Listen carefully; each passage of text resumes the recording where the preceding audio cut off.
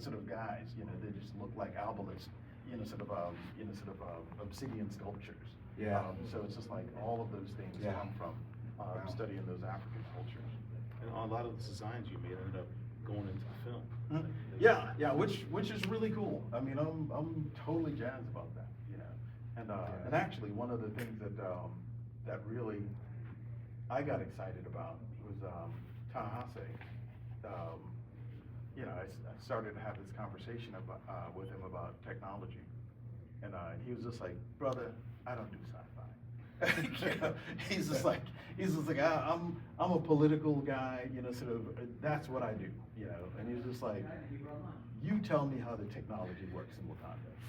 And I was like, okay, cool. So I, went away, talked to some folks about how technology develops, and my whole thing is, it's like, oh, well, the technology of Wakanda comes from knife making, comes from weapon making, and everything developed from there, and I sent this to Ta-Nehisi, and he was just like, okay, we're good to go, and he just ran with it. In fact, one of the things that's cool is I talked to him about how vibranium should work.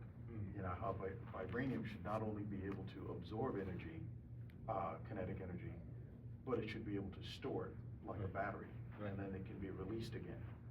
And Ta-Nehisi was just like, well, what if it was released all at once? What would happen? And I'm like, well, it'd be almost like an explosion. And he was just like, okay, let's just come up with something called a Panther Punch, where he can just like release all of the vibranium energy. So he came up with that based on the technology that I took to him. Yeah.